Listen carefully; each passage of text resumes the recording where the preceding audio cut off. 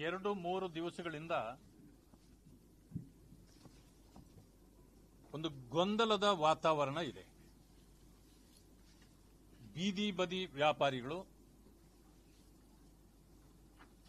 ಸಣ್ಣ ಸಣ್ಣ ವೆಂಡರ್ಸು, ಇವರಿಗೆ ಈಗಾಗಲೇ ನೋಟಿಸ್ಗಳನ್ನು ರಾಜ್ಯ ಸರ್ಕಾರದ ಮೂಲಕ ನೀಡಲಾಗಿದೆ. ಈ ವಿಚಾರವಾಗಿ ದೊಡ್ಡ ಗೊಂದಲ ಸೃಷ್ಟಿಯಾಗಿದ್ದು, ಬಡ ವ್ಯಾಪಾರಿಗಳಲ್ಲಿ ಆತಂಕದ ಛಾಯೆ ಮೂಡಿದೆ. ಇದರ ಪರಿಹಾರೋಪಾಯಗಳನ್ನು ಸರ್ಕಾರ ಮಾಡಬೇಕಾಗಿತ್ತು. ಏನು ಈಗಾಗಲೇ ಕೇಂದ್ರ ಸರ್ಕಾರದ ಮೂಲಕ ರಾಜ್ಯ ಸರ್ಕಾರಕ್ಕೆ ಇರತಕ್ಕಂಥ ಮಾಹಿತಿಯ ಪ್ರಕಾರ ಟರ್ನ್ಓವರ್ 40 ಲಕ್ಷಗಳಿದ್ರೆ ಅವರು ಜಿಎಸ್ಟಿ ಕಲೆಕ್ಟ್ ಮಾಡಬೇಕು ಅಂತಲೂ, 20 ಲಕ್ಷಗಳಿದ್ರೆ ಒಂದು ವರ್ಷದಲ್ಲಿ, ಅಂದ್ರೆ ಅದು ಸೇವಾ ಸರ್ವಿಸಸ್ಗೆ, ಅದಕ್ಕೂ ಕೂಡ ಟ್ಯಾಕ್ಸ್ ಕಟ್ಟಬೇಕು ಅನ್ನೋ ನೋಟಿಸ್ಗಳನ್ನು ಕಳಿಸಿಬಿಟ್ಟಿದ್ದಾರೆ. ಆದರೆ ಇದು ಸಲ್ಲದು. ಕೇಂದ್ರ ಸರ್ಕಾರದ ನೀತಿಯ ಪ್ರಕಾರವೇ 1,50,00,000 ಟರ್ನ್ಓವರ್ ಬಂದಾಗ ಅವರು 1% ವರೆಗೆ ಇದನ್ನು ಮಾಡಬಹುದು. ಇಲ್ಲಿ ಆಗಿರ್ತಕ್ಕಂಥದ್ದು ಬೀದಿ ಬದಿ ವ್ಯಾಪಾರಿಗಳು ಅಂತಂದ್ರೆ ಅವರಿಗೆ they should have A permanent place, shop ಇರಬೇಕು. ಅಂತವರಿಗೆ ಅಡ್ರೆಸ್ ಇದ್ರೆ ಬೀದಿ ಬದಿ ಅಲ್ಲಿ ವ್ಯಾಪಾರ ಮಾಡಿದ್ರು ಅಂತವರಿಗೆ ಜಿಎಸ್ಟಿಗೆ ನೀವು ಕೊಡಬಹುದು. ಇಲ್ಲೇನಾಗಿದೆ, 40 ಲಕ್ಷದವರೆಗೆ ಎಕ್ಸೆಂಪ್ಟ್ ಇದೆ, ಇದ್ರೂ ಕೂಡ ಮೆಜಾರಿಟಿ ಆಫ್ ಬಿಸಿನೆಸ್ ಮೆನ್ಗಳಿಗೆ ನೋಟಿಸ್ಗಳನ್ನು ಕೊಟ್ಟಿದ್ದಾರೆ. 40 ಇರೋದ್ರ ಬದಲು 20ರವರೆಗೂ ಕೊಟ್ಟುಬಿಟ್ಟಿದ್ದಾರೆ. ಇದು ಗೊಂದಲ ಸೃಷ್ಟಿಯಾಗಿರ್ತಕ್ಕಂಥದ್ದು. ಈ ಕಾರಣಕ್ಕೆ ಈಗ ಬೇರೆ ಬೇರೆ ರಾಜ್ಯಗಳಲ್ಲೂ ಕೊಟ್ಟಿದ್ದಾರೆ ನಿಜ, ಆದರೆ ಅಲ್ಲಿಗೂ ಇಲ್ಲಿಗೂ ಬಹಳ ವ್ಯತ್ಯಾಸ ಇದೆ. ಕರ್ನಾಟಕ ರಾಜ್ಯದಲ್ಲಿ 20 ಲಕ್ಷದವರೆಗೂ ಕೂಡ ಕೊಟ್ಟಿದ್ದಾರೆ. ಇದು ಗೊಂದಲ ಸೃಷ್ಟಿಯಾಗಿದೆ. ಆಮೇಲೆ ಯಾಕೆ ಅವರಿಗೆ ಕೊಟ್ಟರು ಪ್ರಶ್ನೆ ಇರೋದಿಲ್ಲೇ. ನಿಜವಾಗಿಯೂ ಟ್ಯಾಕ್ಸಬಲ್ ಅಮೌಂಟ್ ಯಾವುದು, ನಾನ್ ಟ್ಯಾಕ್ಸಬಲ್ ಯಾವುದು, ಇದರ ಬಗ್ಗೆ ಕೂಲಂಕುಷ ಚರ್ಚೆ ಆಗಿಲ್ಲ, ಅವರಿಗೆ ಮಾಹಿತಿ ಕೊಟ್ಟಿಲ್ಲ. ಬ್ಯಾಂಕ್ ವಹಿವಾಟನ್ನು ನೋಡ್ತಾರೆ. ಈಗ ಈ ಯುಪಿಐ ರಿಜಿಸ್ಟ್ರೇಷನ್ ಮಾಡ್ಕೊಂತಾರ, ಇದೇನದು ಪೇಟಿಎಂ, ಗೂಗಲ್ ಪೇ ಇಂಥವುಗಳನ್ನ ಟ್ರ್ಯಾಕ್ ಮಾಡ್ತಾರೆ. ಇದೇನಾಗತ್ತೆ, ಅದರಲ್ಲಿ ಮಾಡಿದ್ದೆಲ್ಲ ಅವ್ರ ಬ್ಯಾಂಕ್ ಅಕೌಂಟ್ಗೆ ಹೋಗುತ್ತೆ ಹಣ. ಬ್ಯಾಂಕ್ ಅಕೌಂಟ್ಗೆ ಹೋಗಿದ ತಕ್ಷಣ 40 ಲಕ್ಷ ಟರ್ನ್ ಓವರ್ ಆಯ್ತಾ, ಓಕೆ, ಅವ್ರಿಗೆ ನೋಟಿಸ್. ಸೇವಾ ಇದರಲ್ಲಿ 20 ಲಕ್ಷ ಆಯ್ತಾ, ಅವ್ರಿಗೆ ನೋಟಿಸ್. ಆದ್ರೆ ಅದೆಂತದ್ದು, ನೀವೇನಾದ್ರೂ ಸಾಲ ತಗೊಂಡಿರೋದು ಬಂದಿದ್ಯಾ? ನೀವ್ಯಾರು 10,000, 20,000, 30,000, 50,000 ತಗೊಂಡಿರ್ತೀರಿ. ಅದನ್ನೇನಾದ್ರೂ ಅದರಲ್ಲಿ ಹಾಕಿಬಿಟ್ರ ಅವರು, ಆಗೇನಾದ್ರೂ ಟರ್ನ್ ಓವರ್ ಆಯ್ತಾ, ಅಥವಾ ವ್ಯಾಪಾರ ಮಾಡಿ ನಿಜವಾಗಿಯೂ ಬಂದಿದ್ಯಾ? ಇದರ ಕೂಲಂಕುಷ ಪರಿಶೀಲನೆ ಇಲ್ಲ. ಆ ಕಾರಣದಿಂದ ಸರ್ಕಾರ ಇದನ್ನ ಗಮನಿಸಬೇಕು, ಬಡ ಜನರ ರಕ್ಷಣೆಗೆ ಬರಬೇಕು. ಬಡ ವ್ಯಾಪಾರಿಗಳು ಇವತ್ತು ಗೊಂದಲದಲ್ಲಿದ್ದಾರೆ, ಆತಂಕಗೊಂಡಿದ್ದಾರೆ. ಅವರು ಯಾವುದೇ ಕಾರಣಕ್ಕೂ ಅವರು ಕಳ್ಳರಲ್ಲ, ನಿಮ್ಮ ಟ್ಯಾಕ್ಸ್ ಅನ್ನು ತಪ್ಪಿಸಿ ಮಾಡಬೇಕು ಅನ್ನೋರಲ್ಲ. ಆದ್ರೆ ಪರಿಸ್ಥಿತಿ ಅವ್ರಿಗೂ ಅರ್ಥ ಆಗಿಲ್ಲ, ಇವರು ಅರ್ಥ ಮಾಡಿಸಿಲ್ಲ. ಈ ಕಾರಣದಿಂದ ನಮ್ಮ ಪಕ್ಷದ ವತಿಯಿಂದ ಒಂದು ವ್ಯಾಪಾರಿಗಳ ಹಿತರಕ್ಷಣೆಗಾಗಿ ಸಹಾಯವಾಣಿಯನ್ನ ಸೋಮವಾರದಿಂದ ಪ್ರಾರಂಭ ಆಗುತ್ತೆ. ಈಗಾಗಲೇ ನಂಬರು ಎಲ್ಲ ಬಂದಿದೆ. ಇದನ್ನ ನಾವು ಇವಾಗ ಬಿಡುಗಡೆ ಮಾಡ್ತಾ ಇದ್ದೇವೆ.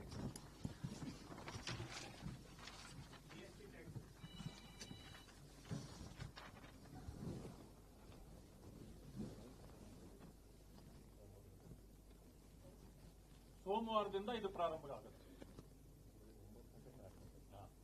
ಬೆಳಗ್ಗೆ 9 ಗಂಟೆಯಿಂದ ಸಂಜೆ 6 ಗಂಟೆಯವರೆಗೆ ಈ ನಂಬರ್ಗೆ ಯಾರೇ ಕಾಲ್ ಮಾಡಿದ್ರೆ ಅವರಿಗೆ ಮಾಹಿತಿ ಕೊಡಲಾಗುವುದು.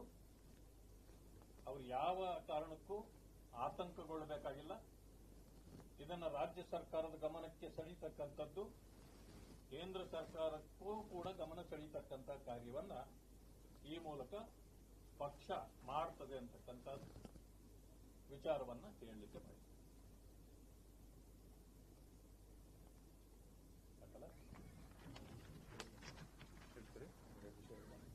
ಹೇಳಿ, 2 ವಿಷಯ ಹೇಳಿ, ಆಮೇಲೆ ನಮ್ದು ಶುರು. ನಮ್ಮ ಪ್ರಶಾಂತ್ 2 ವಿಷಯ ಮಂಡಿಸ್ತಾರೆ, ಅದಾದ್ಮೇಲೆ ನನ್ನ ಪ್ರಾರಂಭ. ಜಿಎಸ್ಟಿ ನೋಟಿಸ್ ಸಂಬಂಧಪಟ್ಟಂಗೆ ಒಂದು ಇಂಪಾರ್ಟೆಂಟ್ ಮಾಹಿತಿ ಅಂತ ಹೇಳಿದ್ರೆ, ಕೆಲವು ಐಟಮ್ಗಳ ಮೇಲೆ ಜಿಎಸ್ಟಿನೇ ಇಲ್ಲ.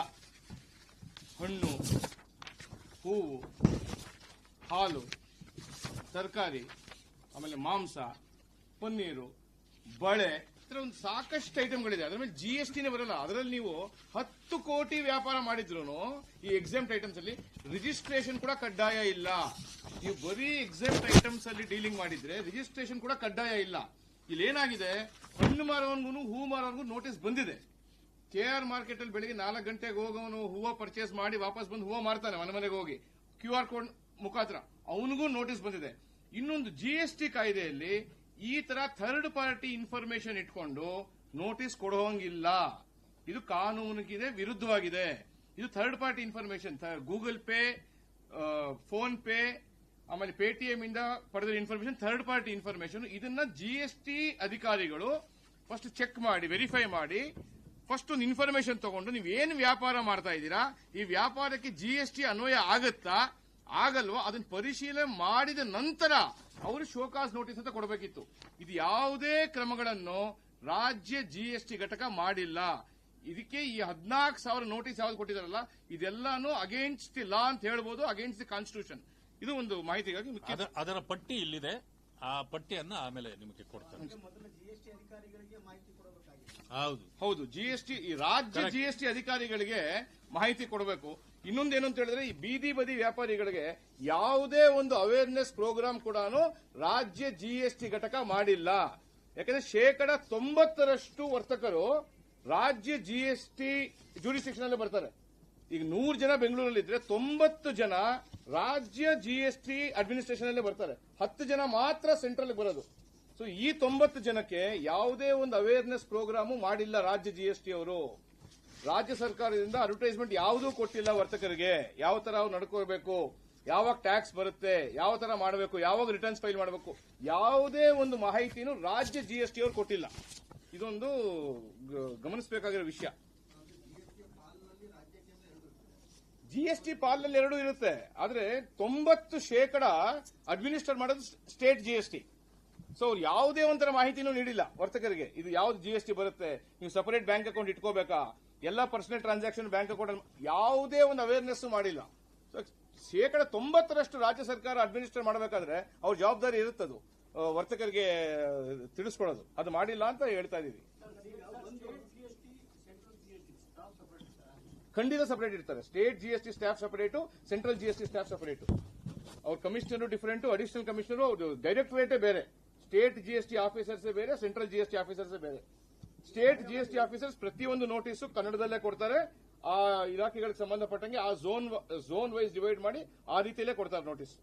ಸಹಾಯವಾಣಿ ನೀವು ಸ್ಥಾಪನೆ ಮಾಡಿದ್ರೆ ಅವರು ನಿರ್ಮಿಸುವಲ್ಲಿ ಬರೀ ಮಾಹಿತಿ ಕೊಡಿದ್ರು, ಅವ್ರಿಗೆ ಬಂದಂತ ಯಾರು ನೋಟಿಸ್ ತಗೊಂಡರು ಅವ್ರನ್ನ ನೋಟಿಸ್ ವಾಪಸ್ ತಗೊಳ್ಳೋದಕ್ಕೆ ಏನಾದ್ರು ಅವ್ರಿಗೆ ಆ ಸಹಾಯ ಮಾಡ್ತಾರೆ, ಬರೀ ಮಾಹಿತಿ ಕೊಡ್ತಾರೆ. ಸರ್, ಈಗ ನೋಟಿಸ್ ವಾಪಸ್ ತಗೊಳ್ಳೋದು ಅಂತ ಬಂದಾಗ ಸಹಾಯಕ್ಕಿಂತನೂ ಅದು ರಾಜ್ಯ ಸರ್ಕಾರದ ಡಿಸಿಷನ್. ಅಂದ್ರೆ ಅವ್ರಿಗೆ ಹೆಂಗ್ ನೋಟಿಸ್ ಕೊಟ್ಟರು ಅವ್ರು ಒಂದು ನೋಟಿಫಿಕೇಶನ್ ಕೊಡಬಹುದು, ನಾವು ತಾತ್ಕಾಲಿಕವಾಗಿ ಇದನ್ನು ಸ್ಥಗಿತಗೊಳಿಸ್ತಾ ಇದೀವಿ, ತಗೊಳ್ಳಲ್ಲ, ಯಾವುದೇ ಆಕ್ಷನ್ ತಗೊಳ್ಳಲ್ಲ, ಮುಂದಿನ ಕ್ರಮ ಆಗಲಿ ಅಂತ. ಇದು ರಾಜ್ಯ ಸರ್ಕಾರ ತಗೋಬೇಕು ಡಿಸಿಷನ್. ಅವ್ರಿಗೆ ತೊಂದರೆ ಆಗಿರೋದು ಬಿಜೆಪಿ ಕಡೆಯಿಂದ.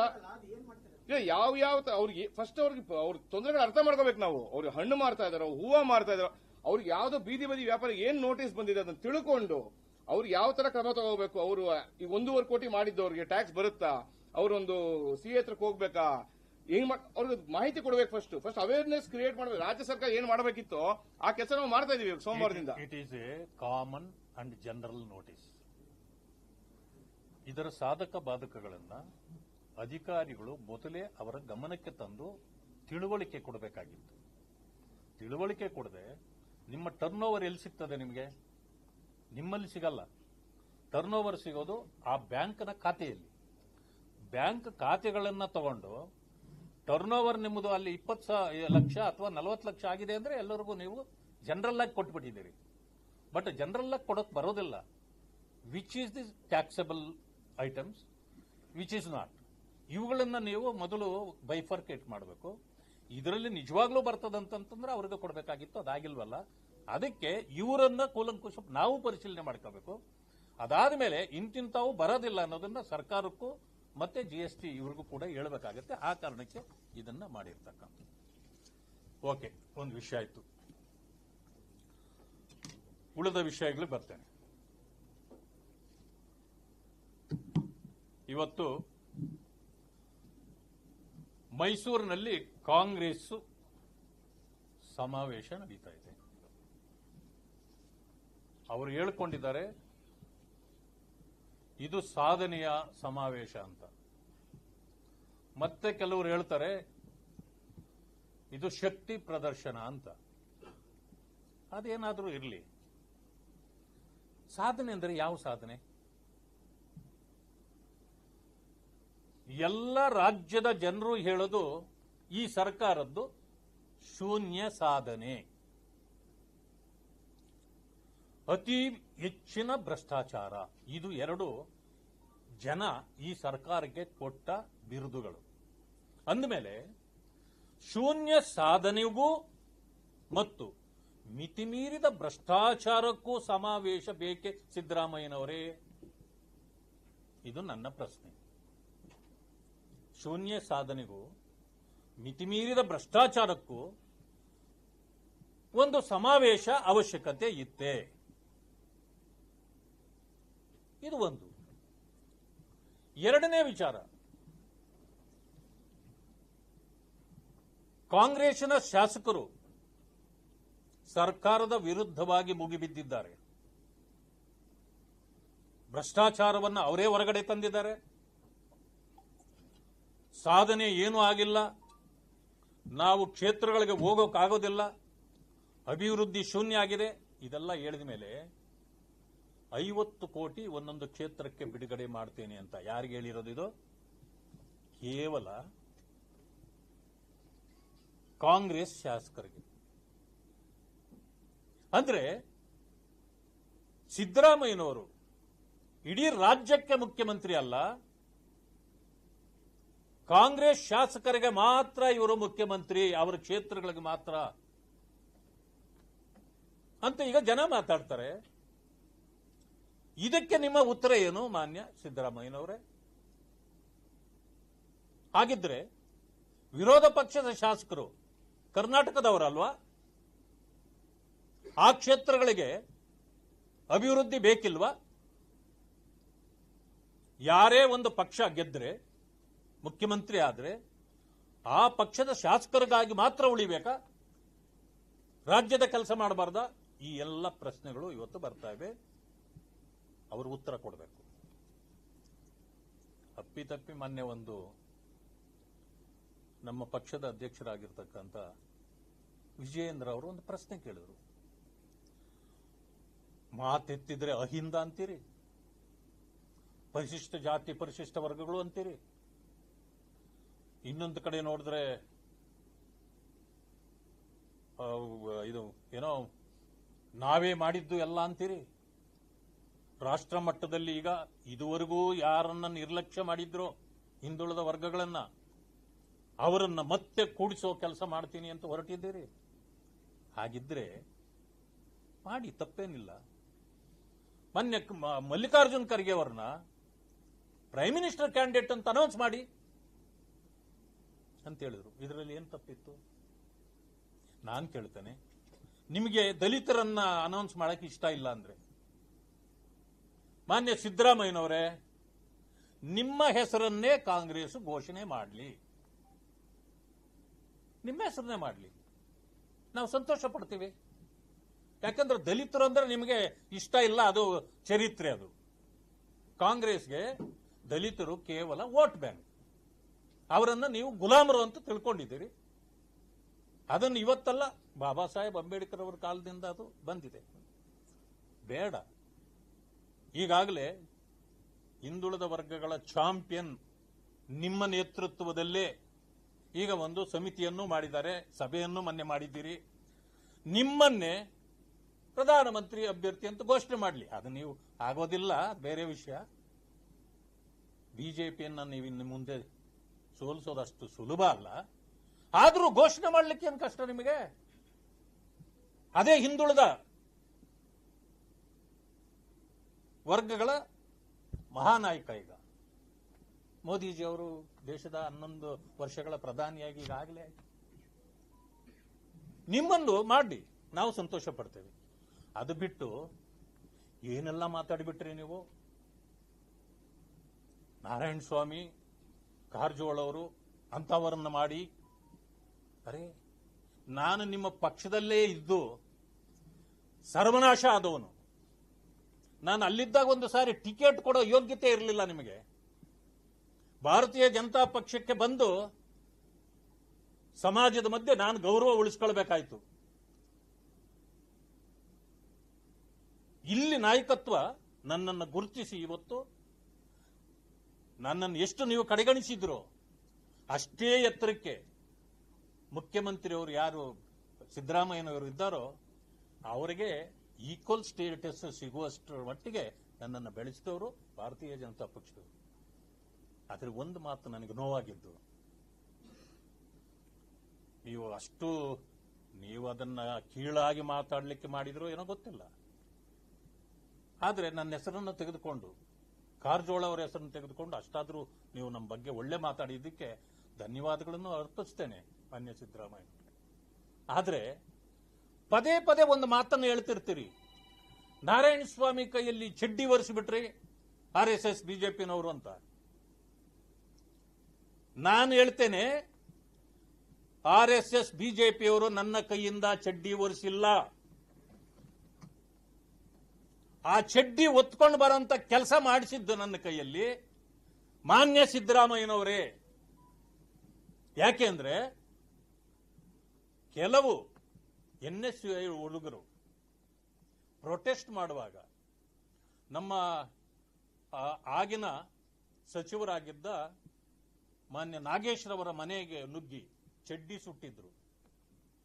ಪತ್ರಕರ್ತರು ನಿಮ್ಮನ್ನು ಕೇಳಿದ್ರು, ಇದು ಸರಿಯೇನಾ ಅಂತ. ಏನ್ ತಪ್ಪು, ನಾನು ಚಡ್ಡಿ ಸುಡ್ತೀನಿ ಅಂತ ನೀವ್ ಹೇಳಿದ್ರಿ.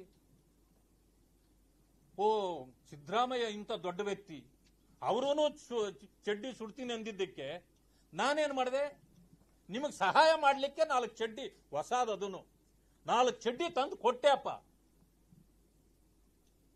ಇದರಲ್ಲಿ ಒರೆಸಿದ್ದಲ್ಲಿ ಇದನ್ನು ಹೊರುವಂಗ ಮಾಡಿದ್ದು RSS ಬಿಜೆಪಿ ಅಲ್ಲ, ಮಾನ್ಯ ಸಿದ್ದರಾಮಯ್ಯನವರೇ.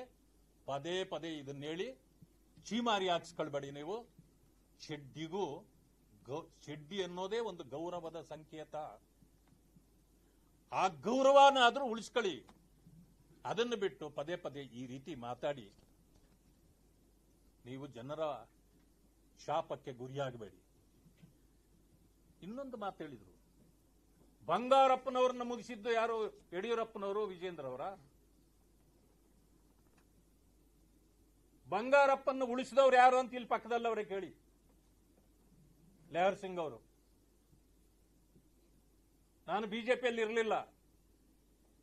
ಲೆಹರ್ ಸಿಂಗ್ ಅವರು ನಾನು ಬಿಜೆಪಿಗೆ ಬರೋದಕ್ಕೆ ಮುಂಚೆ 25 ವರ್ಷದ ಮುಂಚೆನೆ ನಾವು ಸ್ನೇಹ ಇತ್ತು. ಬಂಗಾರಪ್ಪನವರಿಗೆ ಸಿಬಿಐ ಕೇಸ್ ಹಾಕಿ, ಕಂಪ್ಯೂಟರ್ ಕೇಸ್ ಹಾಕಿ ಅವ್ರಿಗೆ ತೊಂದರೆ ಕೊಟ್ಟಿದ್ದು ಯಾರು? ಅವ್ರ KCP ಪಕ್ಷ ಯಾಕೆ ಕಟ್ಟಿದ್ರು? ಕಾಂಗ್ರೆಸ್ ಬಿಟ್ಟು ಯಾಕೆ ಹೋದ್ರು? ಇತಿಹಾಸ ದೊಡ್ಡದಿದೆ. ಸಿದ್ದರಾಮಯ್ಯನವ್ರಿಗೆ ABCD ಗೊತ್ತಿಲ್ಲ ಕಾಂಗ್ರೆಸ್ ಒಳಗಡೆದು. ಪ್ರತಿ ದಿವಸ ಬೆಳಗ್ಗೆ ಎದ್ದ ತಕ್ಷಣ ಕಾಂಗ್ರೆಸ್ ಅನ್ನು ಬೈಕೊಂಡೇ ನಾಯಕರಾದವರು ಸಿದ್ದರಾಮಯ್ಯ. ಕಾಂಗ್ರೆಸ್ ಕಟ್ಟಿದ ಮನೆಯಲ್ಲಿ ಇವತ್ತು ವಿಷ ಸರ್ಪ ಹೋಗಿ ವಾಸ ಮಾಡ್ತು ಅಂತ ಗಾದಿ ಇದೆಯಲ್ಲ ನಮ್ಮ ಕಡೆ. ಹುಳ ಹುತ್ತ ಕಟ್ಟಿತು, ಸರ್ಪ ವಾಸ ಮಾಡ್ತು ಅಂತ. ಆ ರೀತಿ ವಾಸ ಮಾಡ್ತಾ ಇರೋರು ಸಿದ್ದರಾಮಯ್ಯ. ಬಂಗಾರಪ್ಪನ ಮುಗಿಸಿದ್ದು ಕಾಂಗ್ರೆಸ್. KCP ಇದ್ದಾಗ ಅವ್ರ ಜೊತೆಯಲ್ಲಿ ಇದ್ದೆ ನಾನು. ಪ್ರತಿದಿನ ಸಿಬಿಐ ಅಟ್ಯಾಕ್ ಆಗ್ತಾ ಇತ್ತು ಬೆಳಗ್ಗೆ ಯಾವಾಗ್ಲೂ ಕೂಡ. ಅವ್ರದ್ದು ಕಾರ್ ಆಚೆ ಹೋದ್ರೆ ಒಂದು ಸಾರಿ ಚೆಕ್ ಮಾಡ್ತಿದ್ರು, ಮನೆ ಒಳಗಡೆ ಬಂದ್ರೆ ಒಂದು ಚೆಕ್ ಮಾಡ್ತಿದ್ರು, ಕೇಸ್ ಹಾಕಿ ಎಷ್ಟು ತೊಂದರೆ ಕೊಟ್ಟಿದ್ರು. ಆದ್ರೆ ಅವರ ಕೇಸನ್ನ ಎಲ್ಲ ಚುಕ್ತ ಮಾಡಿದ್ದು ಭಾರತೀಯ ಜನತಾ ಪಕ್ಷ. ಅದರಲ್ಲೂ ನಾನು ಲೆಹರ್ ಸಿಂಗ್ ರವರಿಗೆ ನಾನು ಗೌರವದ ಇದನ್ನು ಹೇಳಬೇಕು. ಯಾಕೆಂದ್ರೆ ಅದರ ಇಂಟ್ರೆಸ್ಟ್ ತಗೊಂಡು ಅಂತ ದೊಡ್ಡ ನಾಯಕನಿಗೆ ಇಂಥ ಅನ್ಯಾಯ ಆಗ್ತಾ ಇದೆ ಅಂತೇಳಿ ಇವರ ಸರ್ಕಾರ ಬಂದಾಗ, ವಾಜಪೇಯಿ ಅವರ ಸರ್ಕಾರ ಬಂದಾಗ ಅವ್ರ ಕೇಸ್ ಖುಲಾಸೆ ಆಗಿದ್ದು, ಹೌದಾ ಇಲ್ಲ ಸರ್? ಆದ್ರೆ ಅವರಿಗೆ ಅವರ ಜೀವನದಲ್ಲಿ ಅನ್ಯಾಯ ಆಗಿದ್ರೆ ಅದು ಕಾಂಗ್ರೆಸ್ ಇಂದ. ಅದನ್ನು ತಿಳ್ಕೊಳ್ಬೇಕು, ಅವ್ರ ಮಕ್ಕಳು ತಿಳ್ಕೊಳ್ಬೇಕು, ಕಾಂಗ್ರೆಸ್ನವರು ತಿಳ್ಕೊಳ್ಬೇಕು. ಮಾತೆತ್ತಿದ್ರೆ ಬಿಜೆಪಿ ದಲಿತ ವಿರೋಧಿ, ಎಲ್ಲಿ ದಲಿತ ವಿರೋಧಿ? ದಲಿತ ವಿರೋಧಿ ಕಾಂಗ್ರೆಸ್ ಮಾತ್ರನೇ. ಅದನ್ನ ಬಹಳಷ್ಟು ಇದ್ರು ಹೇಳಕ್ ಹೋಗಲ್ಲ. ಇತ್ತೀಚೆಗೆ ಏನಾಗ್ಬಿಟ್ಟಿದೆ, AICC all India Congress committee ಇದ್ದಿದ್ದದು, ಈಗೇನಾಗಿದೆ ಗೊತ್ತಾ? ಅದು ಆಲ್ ಇಂಡಿಯಾ ಕಮ್ಯುನಿಸ್ಟ್ ಕಾಂಗ್ರೆಸ್ ಆಗಿದೆ. ನೀವು ನೋಡಿ ಬೇಕಾದ್ರೆಲ್ಲ. ಈಗ ಧರ್ಮಸ್ಥಳದ ಒಂದು ಇದು ನಡೀತಾ ಇದೆ, ಹೋರಾಟ ನಡೀತಾ ಇದೆ. ಅಲ್ಲಿ ಹೋರಾಟದ ಮುಂಚೂಣಿ ಯಾರು ಮಾಡ್ತಾ ಇರೋರು? ಕಮ್ಯುನಿಸ್ಟ್ ಲೀಡರ್ಸ್ ಎಲ್ಲ ಮಾಡ್ತಾ ಇರೋರು. ನಿನ್ನೆ ಮೊನ್ನೆ ಪ್ರೆಸ್ ಕಾನ್ಫರೆನ್ಸ್ ಮಾಡಿದ್ದಾರೆ. ಹೋಗಿ ಅವರೆಲ್ಲರೂ ಕೂಡ ಮುಖ್ಯಮಂತ್ರಿಯವರ ಬಲಗೈ ಬಂಟರು. ದೇವನಹಳ್ಳಿ ಕೆಡಿಬಿ ಲ್ಯಾಂಡ್ಗಳನ್ನ ಮೊನ್ನೆ ನೋಟಿಫಿಕೇಶನ್ ಕೈ ಬಿಟ್ಟಿದ್ದಾರೆ. ಅಲ್ಲಿ ಯಾರು ಹೋರಾಟ ಮಾಡಿದ್ದು? ಅಲ್ಲಿಯೂ ಕೂಡ ಇವರೇ. 1198 ದಿನ ಹೋರಾಟ ಮಾಡಿಬಿಟ್ಟಿದ್ದಾರೆ ಅಲ್ಲಿ ಜನ ಅಂತಂದಿದ್ರು. ಯಾರು? ಮುಖ್ಯಮಂತ್ರಿ ಹೇಳಿರೋದು. ನನಗೆ ಒಂದೇ ಒಂದು ನಿದರ್ಶನ ಕೊಡಿ. 1198 ದಿವಸ ಹೋರಾಟ ಮಾಡಿದಾಗ ಈ ಕಮ್ಯುನಿಸ್ಟ್ ಲೀಡರ್ಗಳು ಎಷ್ಟು ದಿವಸ ಅವ್ರ ಜೊತೆಯಲ್ಲಿ ಇದ್ರು ಅಂತ ಹೇಳಿ ನನಗೆ ನೋಡೋಣ. ಕೇವಲ ಒಂದು ವಾರ. ಅಂದ್ರೆ ಏನಂತಂದ್ರೆ ಈಗ ಇವರ ಕುರ್ಚಿ ಅಳ್ಳಾಡ್ತಾ ಇದೆ ಮಾನ್ಯ ಸಿದ್ದರಾಮಯ್ಯನವ್ರದ್ದು.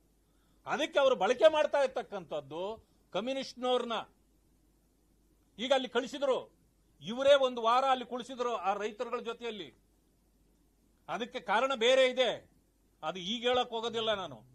900 ಎಕರೆ ಜಾಗವನ್ನ ಬಿಟ್ಟಿರೋದು 1777 ಎಕರೆ.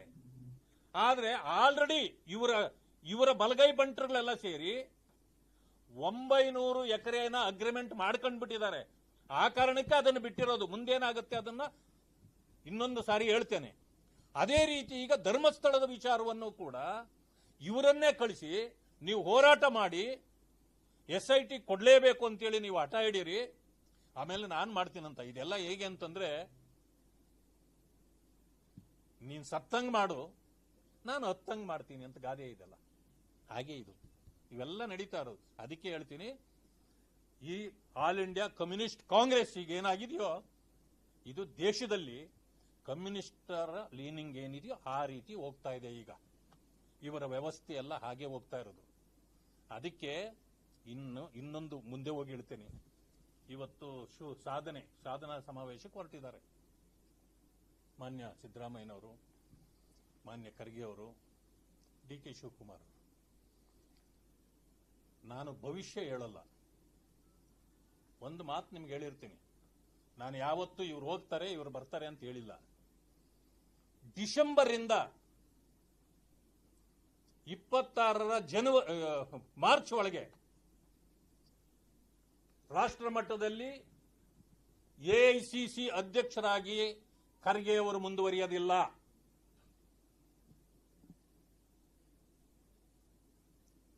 ಇಲ್ಲಿ ಕರ್ನಾಟಕದಲ್ಲಿ ಮಾನ್ಯ ಮುಖ್ಯಮಂತ್ರಿಗಳಾಗಿರ್ತಕ್ಕಂಥ ಸಿದ್ದರಾಮಯ್ಯನವರು ಡಿಸೆಂಬರ್ ಇಂದ ಮಾರ್ಚ್ ಒಳಗಡೆ ಅವರು ಮುಖ್ಯಮಂತ್ರಿ ಆಗಿರೋದಿಲ್ಲ, ಹೋಗ್ತಾರೆ.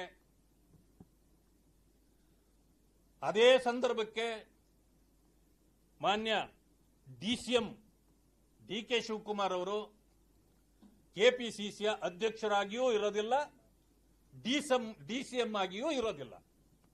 ಇದು ಭವಿಷ್ಯ ಅಂತ ತಿಳ್ಕೊಳ್ಳಿ, ಅಥವಾ ನಾನು ಏನೋ ಹೇಳಿದ್ದೀನಂತಾದ್ರೂ ತಿಳ್ಕೊಳ್ಳಿ. ಇದು ನಡೆಯತಕ್ಕಂಥದ್ದು ಸತ್ಯ. ಯಾಕೆಂದ್ರೆ ಎಲ್ಲ ಕಾಂಬಿನೇಷನ್ಸ್ ಇದಾಗಿದೆ.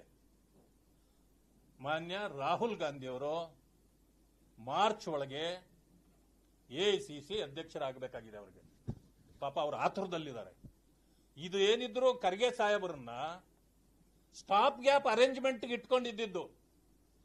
ಯಾರಾದ್ರೂ ಸ್ವಲ್ಪ ನಮ್ಮ ಮನೆ ಕಡೆ ನೋಡ್ಕೊಂಡಿರಿ, ಯಾವುದೋ ಊರಿಗೆ ಹೋಗ್ತಾ ಇದ್ದೀವಿ, ನಾವು ಬರೋವರೆಗೂ ನಮ್ಮ ಮನೆಯನ್ನು ಸ್ವಲ್ಪ ಈ ಕಡೆ ಕಣ್ಣಿಟ್ಕೊಳ್ಳಿ, ನೋಡ್ಕೊಂಡಿರಿ ಅಂತ ಕುಳಿಸಿದ್ದಿದ್ದು ಅಷ್ಟೇ ಹೊರತು, ಪಾಪ ಅವರು 3 ವರ್ಷ ಅಧ್ಯಕ್ಷರಾಗಿಯೂ ಸುಮ್ಮನೆ ಒಂದು ಸೈನ್ಗಳಾಕಿ ಕಳಿಸ್ತಿದ್ರೆ ಹೊರತು ಅವರದ್ದು ಒಂದು ತೀರ್ಮಾನವನ್ನು ಕೂಡ ಕಾಂಗ್ರೆಸ್ನಲ್ಲಿ ಅವರು ತೆಗೆದುಕೊಂಡೇ ಇಲ್ಲ. ಪಾಪ ಅವ್ರು ಹೇಳ್ತಿದ್ರು, ತಪ್ಪೇನಿಲ್ಲ. ಬಿಜೆಪಿ ವಾಲೋ ಹಮ್ನ ಬನೇನೆ ವಾಲಾ ಬೈ ಸಾತ್ಮಿ ಬೈಟಾಯ್ ಅಂತ ಹೇಳಿದ್ದು ನೋಡಿದ್ದೀರಾ ವಿಡಿಯೋ? ಕೇರಳದಲ್ಲಿ ನಾಮಿನೇಷನ್ ಹಾಕುವಾಗ ಬಾಗಿಲಿಂದ ಆಚೆ AICC ಅಧ್ಯಕ್ಷನ ನಿಲ್ಲಿಸಿ ಒಳಗಡೆ ಇದ್ದಿದ್ದನ್ನು ನೋಡಿದ್ದೀವಾ? ಎಲ್ಲ.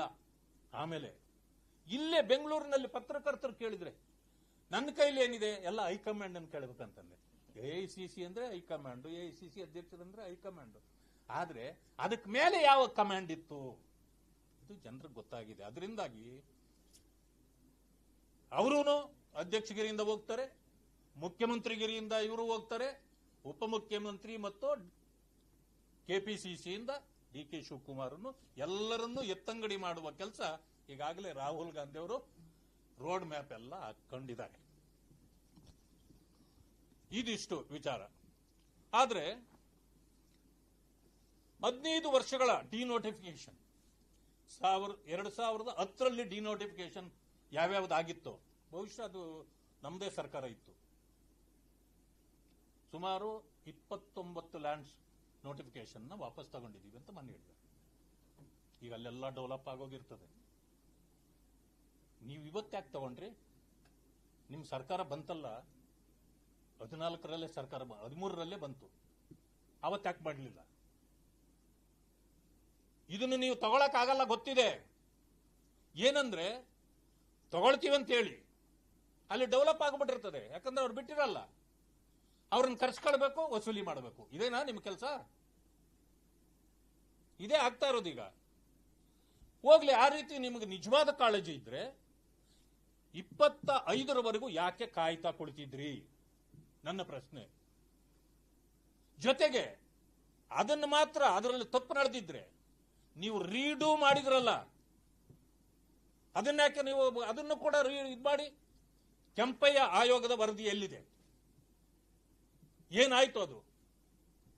ನೀವೇ ಮುಚ್ಚಿಟ್ಟಿದ್ರು. ಕೆಂಪಯ್ಯ ಆಯೋಗದ ವರದಿಯನ್ನ ಹೊರಗಡೆ ಹಾಕಿ.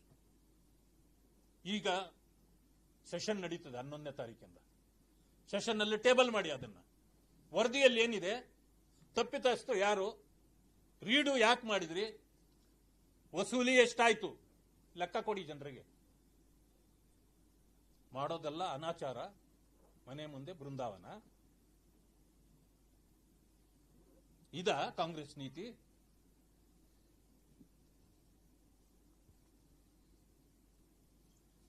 ಮಾತೆತ್ತಿದ್ರೆ ಅಹಿಂದ.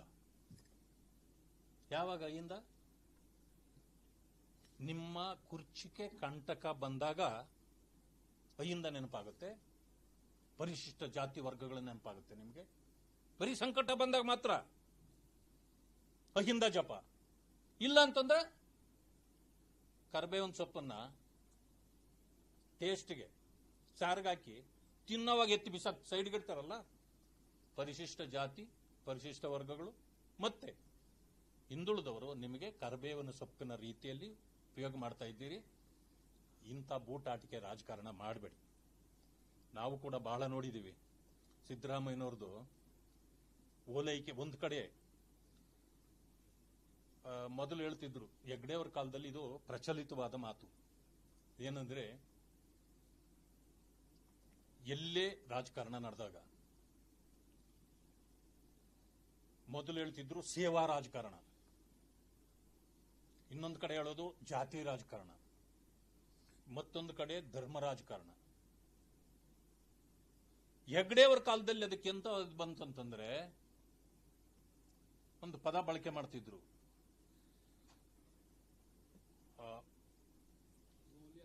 ಮೌಲ್ಯಾಧಾರಿತ ರಾಜಕಾರಣ. ನೋಡಿ ಎಂತ ಇದು ವ್ಯತ್ಯಾಸ, ಮೌಲ್ಯಾಧಾರಿತ ರಾಜಕಾರಣ. ಈಗ ಅದೆಲ್ಲಿಗೆ ಹೋಗ್ಬಿಡ್ತು? ಸಿದ್ದರಾಮಯ್ಯನವ್ರದ್ದು ಓಲೈಕೆ ನಂಬರ್ 1, ಕಾಲಹರಣ ನಂಬರ್ 2. ಓಲೈಕೆ ಮತ್ತು ಕಾಲಹರಣ ರಾಜಕಾರಣಕ್ಕೆ ಈಗ ಸಿದ್ದರಾಮಯ್ಯ ಸೀಮಿತವಾಗಿದ್ದಾರೆ. ಯಾಕೆಂದ್ರೆ ಈಗ ಅವ್ರ ಬಾಡಿನೂ ಅವ್ರ ಮಾತು ಕೇಳ್ತಿಲ್ಲ ಪಾಪ, ಅದು ವಯಸ್ಸಿನ ಇದು, ನಾವೇನು ಮಾಡೋಕ್ಕಾಗಲ್ಲ, ಎಲ್ಲರಿಗೂ ಆಗುತ್ತೆ ಅದು. ಈಗ is totally depending on the officers. ಇದರಲ್ಲೇ ನೋಡ್ಬೋದು ನೀವು. RCB ಇದೇನಾಯ್ತು? ಕಪ್ಪು RCBದು, ತಪ್ಪು ಸರ್ಕಾರದ್ದು. ಗೆದ್ದು ಕಪ್ಪು ತಂದಿದ್ದು RCB. 11 ಜನರ ಜೀವ ತೆಗೆದು ತಪ್ಪು ಮಾಡಿದ್ದು ಸರ್ಕಾರ. ಮೊದಲ ದಿನ ಹೇಳ್ತೀರಿ ಪೊಲೀಸ್ನವ್ರದ್ದು ತಪ್ಪೇ ಇಲ್ಲ, ಇನ್ವಾಲ್ವ್ಮೆಂಟ್ ಏನಿಲ್ಲ. ಪಾಪ ರಾತ್ರಿ ಎಲ್ಲ ಅವರು ಜನ ಇಡೀ ರಸ್ತೆಗಳಲ್ಲೂ ಇದರಲ್ಲಿ ವಿಜೃಂಭಣೆ ಕೊಂಡಾಟದಲ್ಲಿದ್ರು. ಪೊಲೀಸ್ನವರು ಅವರನ್ನ ಕಾಯುವ ಕೆಲಸದಲ್ಲಿ ಮಗ್ನರಾಗಿದ್ರು. ಬೆಳಗ್ಗೆ ಇಮಿಡಿಯೇಟ್ಲಿ ನೀವು ಅವರನ್ನ ಕರೆಸಿಬಿಟ್ಟು ಅವರನ್ನು ಸ್ವಾಗತ ಮಾಡಬೇಕು. ವಿಧಾನಸೌಧದ ಮೆಟ್ಲುಗಳ ಮೇಲೆ ಒಂದು ಕಡೆ, KSA ಸ್ಟೇಡಿಯಂ ಅಲ್ಲಿ ಒಂದು ಕಡೆ ಮಾಡಬೇಕಂದ್ರೆ ಮೆನ್ನಿಲ್ಲ ಅಂತ ಕಮಿಷನರ್ ಹೇಳಿದ್ದಾರೆ. ಅದನ್ನು ಒಪ್ಕೊಂಡಿದ್ದೀರಿ. ನಿಮ್ಮ ಹಿಂದೆ ಹಿಂಬಾಲಕರು ಗೋವಿಂದರಾಜ್ ಇರಬಹುದು, ಇನ್ನೂ ಬೇರೆ ಬೇರೆಯವರು ಒಪ್ಪಿಸಿ ನಿಮ್ಮ ಮುಂದೆ ಫೋನ್ ಮಾಡಿಸಿದ್ರು. ಕಮಿಷನರ್ ಒಪ್ಪಲಿಲ್ಲ ಅಂತ ಹೇಳಿ ನೀನಾ ಸರ್ಕಾರ ನಾನಾ ಹೇಳ್ದಷ್ಟು ಮಾಡು ಅಂದ್ರಿ. ಪಾಪ ಅವ್ರು ಸುಮ್ಮನೆ ಆದ್ರು. ಆದ್ರೆ ಕೊನೆಯಲ್ಲಿ ಏನ್ ಮಾಡಿದ್ರಿ?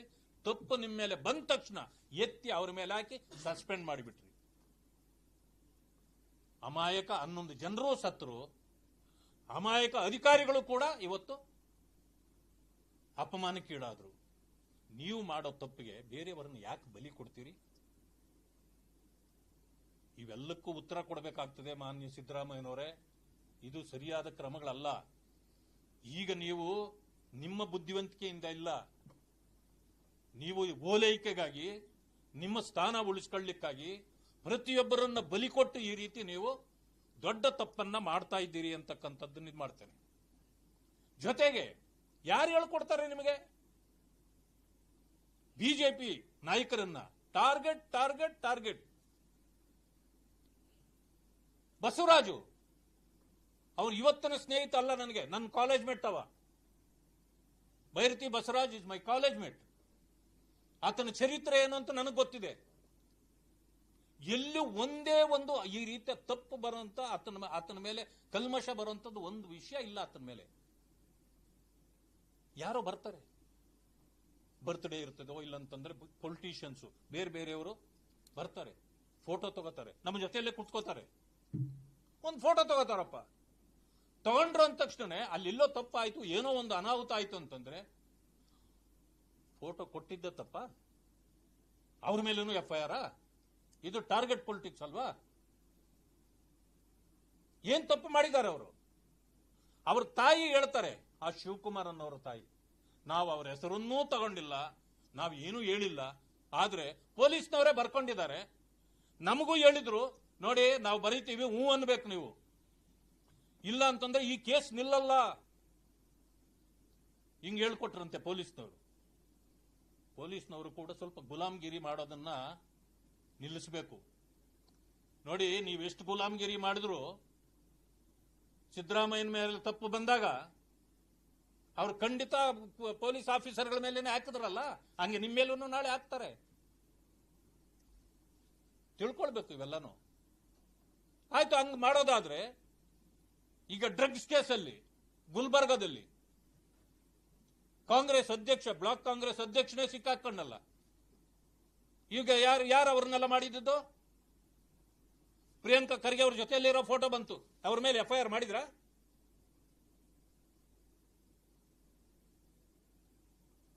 ಇಲ್ಲಿ ಬಾಗೇಪಲ್ಲಿ ನಮ್ಮ ಮುನ್ರಾಜು ಅಂತಕ್ಕಂಥವ್ರು ಕ್ಯಾಂಡಿಡೇಟ್ ಆಗಿದ್ರು. ಸುಬ್ಬಾರೆಡ್ಡಿಗೂ ಅವ್ರಿಗೆ ಆಗ್ತಿರ್ಲಿಲ್ಲ. ಎಲೆಕ್ಷನ್ ಪಿಟಿಷನ್ ನಡೀತಾ ಇದೆ. ಅಲ್ಲಿ ಯಾರೋ ನನ್ನ ವಿರುದ್ಧವಾಗಿ ಒಂದು ಏನೋ ದಾಖಲೆ ಸೃಷ್ಟಿ ಮಾಡಿಬಿಟ್ಟಿದ್ದಾರೆ ಅಂತೇಳಿ ಹೋಗಿ ಒಂದು ಮೊನ್ನೆ ಕಂಪ್ಲೇಂಟ್ ಕೊಟ್ಟರು, ಆಗ್ಲೇ FIR. ಅಂದ್ರೆ ಎಷ್ಟು ಜನರ ಮೇಲೆ ನೀವು FIR ಮಾಡಿ ಜೈಲಿಗೆ ಕಳಿಸ್ಬೇಕು ಅಂತಿದ್ದೀರಿ? ಇವೆಲ್ಲ political cases. You cannot file FIR on this. Politics ಅಲ್ಲಿ ಏನಿರ್ತದೆ, ಒಂದು ಅಪಾದನೆ ಬರ್ತದೆ. ಅಪಾದನೆ ಹೇಳಿದ ತಕ್ಷಣ ನೀವೇನ್ ಮಾಡಬೇಕು? ಕೂಲಂಕುಷ ಪರಿಶೀಲನೆಗಳು ಮಾಡಬೇಕು. ಒಂದು ಸಮಯ ಒಂದು ಅಪಾದನೆ ಬಂದಾಗ ನೀವ್ ಹೇಳ್ಬೇಕಾಗಿರೋದು ಏನ್ ಗೊತ್ತಾ? ಎಸ್, ಇದಾಗಿದೆ ಅಂತ. ಇಲ್ಲ ಅಂದ್ರೆ ಇಲ್ಲ ಅಷ್ಟೇ. ನಾಳೆ ಬರ್ಬೋದು. ಎಲ್ಲರ ಮೇಲೂ ಹಿಂಗೆ ಆಗ್ತಾ ಹೋದ್ರೆ ಅಧಿಕಾರ ನೀವೇ ಗೂಟ ಹೊಡ್ಕೊಂಡಿರ್ತೀರಿ ಅಂತ ತಿಳ್ಕೊಳ್ಬೇಡಿ. ಅಧಿಕಾರ ಇಂಥವು ನಾವು ನೋಡಿದ್ದೀವಿ, ಬದಲಾವಣೆಗಳು ಬಹಳಷ್ಟು ಆಗ್ತಾ ಇರ್ತವೆ. ಅದನ್ನು ಬಿಟ್ಟು ಈ ರೀತಿ ಮುನ್ರಾಜು ಮೇಲೆ ಇವತ್ತು ಕೇಸ್ ಹಾಕಿದ್ದಾರೆ. ಅರೆ ಇಡಿ ರೈಡ್ ಮಾಡಿದ್ರಪ್ಪ, ನಿನ್ಗೆ ನೀನು ಉತ್ತರ ಕೊಟ್ಕೋ. ಮುನ್ರಾಜು ಮೇಲೆ ಕೇಸ್ ಹಾಕಿದ್ರೆ ನಿನ್ ಕೇಸ್ ಹೋಗ್ಬಿಡ್ತದ? ಬಸವರಾಜು ಮೇಲೆ ಕೇಸ್ ಹಾಕಿದ್ರೆ ಇನ್ನೊಬ್ರದ್ದು ಪ್ರೂವ್ ಆಗ್ಬಿಡ್ತದ? ಈ ರೀತಿ ಬಹಳ ಕೆಟ್ಟ ಒಂದು ಇದನ್ನ ಇವತ್ತು ಮಾಡ್ತಾ ಹೋಗ್ತಿದ್ದಾರೆ. ಇದು ಸರಿಯಾದ ಇದಲ್ಲ. ಇವತ್ತು ಇಡೀ ರಾಜ್ಯದಲ್ಲಿ ಲಾ ಅಂಡ್ ಆರ್ಡರ್ ಕೆಟ್ಟೋಗಿದೆ. ಆದ್ರೆ ಹೋಮ್ ಮಿನಿಸ್ಟರ್ ಸೈಲೆಂಟ್, ವೈಲೆಂಟ್ ಅಲ್ಲ, ಸೈಲೆಂಟ್. ಕಾಡುಗೋಡಿಯಲ್ಲಿ ನೀವು ಅಲ್ಲಿ ಯಾರು ಕಮ್ಯುನಿಸ್ಟ್ನವ್ರು ಬಂದ್ರು, ಹೋರಾಟ ಮಾಡಿದ್ರು ಅಂತೇಳಿ ದೇವನಹಳ್ಳಿದು 1777 ಎಕರೆ ಬಿಟ್ಬಿಟ್ರಿ. ಕಾಡುಗೋಡಿಯಲ್ಲಿ 30 ವರ್ಷದಿಂದ ಕಾಡುಗೋಡಿಯಲ್ಲಿ ಹೋರಾಟ ಮಾಡ್ತಾವ್ರೆ ದಲಿತರು. ಯಾಕೆ ಆ ದಲಿತರಿಗೆ ಆ ಜಾಗ ಬಿಟ್ಕೊಡ್ಲಿಲ್ಲ ನೀವು? ಹೋರಾಟ ನಡೀತಾನೆ ಅದೆಲ್ಲ ಈಗ. ಅದನ್ನ ಯಾಕೆ ಬಿಟ್ಕೊಡಲ್ಲ? ಆದ್ರೆ ದಲಿತರು ಅಂದ್ರೆ ನಿಮಗೆ ಕಾಲು ಕಸ. ಗುಣಮಟ್ಟದ ಔಷಧಿಗಳು ಸಿಗ್ತಾ ಇಲ್ಲ ಆಸ್ಪತ್ರೆಗಳಲ್ಲಿ. ಅಲ್ಲಿ ಆರೋಗ್ಯ ಸಚಿವರು ಪಾಪ ಆರೋಗ್ಯ ಇದ್ದಾರೋ ಇಲ್ವೋ ನಮಗೆ ಗೊತ್ತಿಲ್ಲ, ಒಂದು ಮಾತಿಲ್ಲ. ಪ್ರಧಾನಮಂತ್ರಿಗಳು ಜನೌಷಧಿ ಕೇಂದ್ರಗಳನ್ನು ತೆಗೆದ್ರೆ ಅದನ್ನೇ ನಿಲ್ಲಿಸ್ಬಿಡ್ತೀರಿ. ಆದ್ರೆ ಅವ್ರಿಗೆ ಮಾತ್ರ ಔಷಧಿ ಕೊಡಕ್ ನಿಮಗಾಗಲ್ಲ. ಅಲ್ಲಿ ಮೌನ. ಆಪ್ತರು ಮಾದಕ ವಸ್ತುಗಳು ಇದರಲ್ಲಿದ್ದು ನಿಮ್ಮ ಜೊತೆಯಲ್ಲೇ ಇದ್ರೂ ರಕ್ಷಣೆ ಮಾಡುವಂತ ಕೆಲಸ ಅಲ್ಲಿ ಮಾಡ್ತಾ ಇದ್ದೀರಿ. ಸರ್ಕಾರಿ ಅಧಿಕಾರಿಗಳನ್ನ ಎಲ್ಲ ಗುಲಾಮರು ಅಂತ ತಿಳ್ಕೊಂಡಿದ್ದೀರಿ. ಏನು ನಿಮ್ಮದು ನಡೀತಾ ಇರೋದು? ಏನು ಆಟ ಮಾಡ್ತಾ ಇದ್ದೀರಿ? ಇದು ಒಂದು ಸರ್ಕಾರವಾ? ಹೀಗೆ ಅನೇಕ ಪ್ರಶ್ನೆಗಳು ಬರ್ತವೆ. ಇನ್ನೂ ಅನೇಕ ವಿಚಾರಗಳಿವೆ ಹೇಳಲಿಕ್ಕೆ. ನಮಗೆ ಹೆಂಗಾಗ್ಬಿಟ್ಟಿದೆ ಅಂತಂದ್ರೆ ಒಂದು ಇಶ್ಯೂ ಎತ್ಕೊಳ್ಳೋಷ್ಟೊತ್ತಿಗೆ 10 ಇಶ್ಯೂ ಕೊಟ್ಬಿಡ್ತಾರೆ. ಈ ಸರ್ಕಾರ ಹುಡುಕಬೇಕು. ವಿರೋಧ ಪಕ್ಷದವರು ಏನೂ ಬರಲಿಲ್ವೇ, ಏನೂ ತಪ್ಪು ಮಾಡಲಿಲ್ವೇ, ನಾವ್ ಹೆಂಗಪ್ಪ ಇವರ ಬಗ್ಗೆ ಮಾತಾಡೋದು ಅನ್ನುವಂತ ಭಾವನೆ ಬರಬೇಕು. ನಮ್ಗೆ ಎಂತಾದಾಗ್ಬಿಟ್ಟಿದೆ ಅಂತಂದ್ರೆ ಅವ್ರಿಗೆ ಅದು ಕೇರೇ ಇಲ್ಲ. ನಾವು ಹುಡ್ಕೋದೇ ಬೇಕಾಗಿಲ್ಲ. ದಿನಕ್ಕೆ 10 ಐಟಮ್ ಕೊಡ್ತಾರೆ ನಮಗೆ. ಯಾವುದನ್ನು ಇಟ್ಕೊಳ್ಳಿ, ಯಾವುದನ್ನು ಬಿಡ್ಲಿ, ಇಂಥ ಪರಿಸ್ಥಿತಿಗೆ ಬಂದ್ಬಿಟ್ಟಿದೆ. ಧನ್ಯವಾದಗಳು.